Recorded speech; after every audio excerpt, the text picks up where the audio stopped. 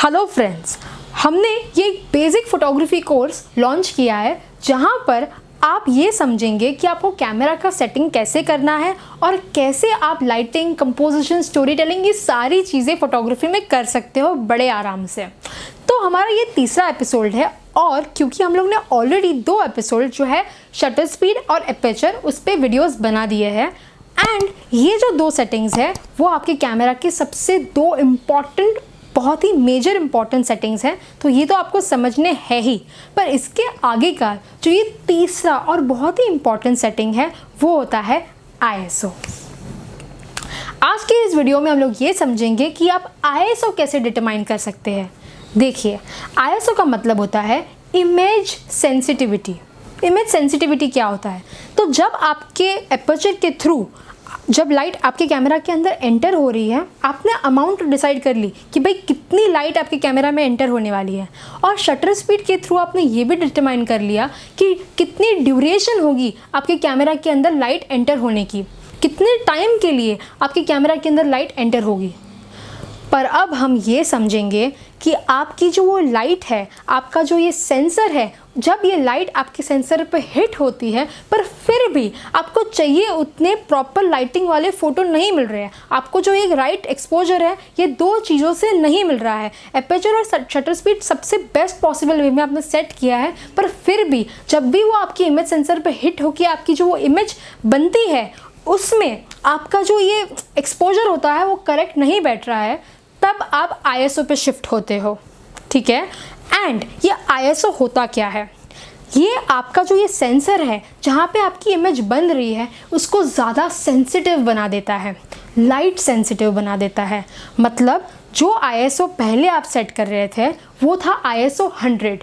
ये ISO पे क्या हो रहा था कि आपका जो ये सेंसर है वो लाइट से कम सेंसिटिव था। मतलब भले ही जितनी भी लाइटिंग आपको एपर्चर और शटर स्पीड के थ्रू डिसाइड करनी है, ठीक है, वो उतनी कैप्चर कर देता है, पर जैसे ही आप ISO 100 से 200 की पिच पे लेके जाते हो तब ये सेंसिटिविटी और बढ़ जाती है, और भले ही वही शटर और वही एपर्चर के थ्रू जितनी भी लाइट आपके कैमरा में एंटर हो रही थी, आपका सेंसर उससे ज़्यादा सेंसिटिव हो जाता है और आपका एक्सपोजर एक स्टॉप बढ़ जाता है। अब आपको वही इमेज जो पहले ISO 100 पे थी उससे आप एक स्टॉप ब्राइट देख पाओगे ISO 200 पे, भले ही आपका जो वो सेटिंग है शटर और एपर्चर का वो सेम रहेगा। Magic, isn't it? और ये जो ISO 200 है उसका आप अगर 400 कर दोगे और 400 का 800, 800 का 1600, जैसे जैसे आप ISO बढ़ाते जाओगे वही एपर्चर और वही शटर स्पीड के बेसिस पे ही आपका जो एक्सपोजर है वो बढ़ता जाएगा।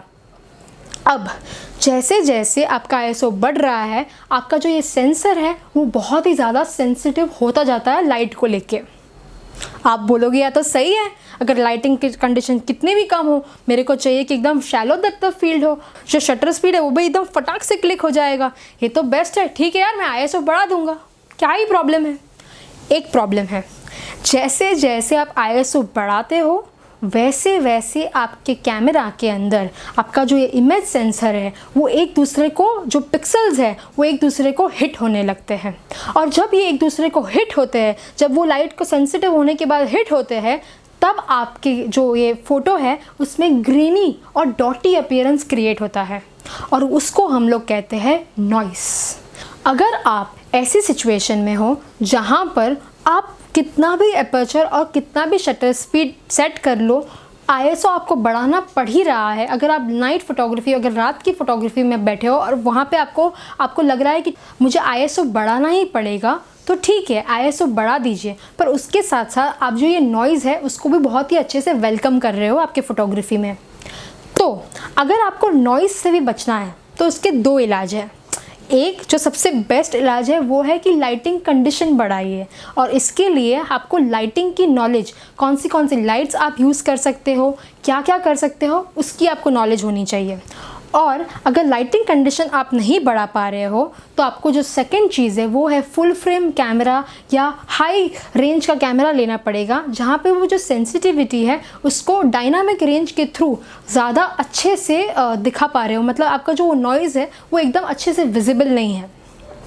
पर सबसे बेस्ट ऑप्शन है कि आप लाइटिंग कंडीशन को ही सेट करना समझें। तो अब ये लाइटिंग कंडीशन आप कैसे सेट करोगे, नेक्स्ट वीडियो में हम ये लाइटिंग के बारे में एक वीडियो बनाने वाले हैं, तो हम ये समझेंगे कि आप ये कैसे सेट कर सकते हो। तो अगर आपको ये सीरीज़ पसंद आ रही है और आपको सच में ही एक अच्छा फोटोग्राफर, भले ही आपकी हॉबी है या आप प्रोफेशन बनाना चाहते हैं, तो ये चैनल को सब्सक्राइब करना आपका बनता है, आपको बहुत ही अच्छा पड़ेगा, trust me on this. And अगर आपको कोई भी क्वेश्चन है, हम लोग को इंस्टाग्राम पे DM करें या फिर कमेंट सेक्शन में लिखिए, हम श्योरली आपको रिप्लाई करेंगे। Thank you so much, see you soon.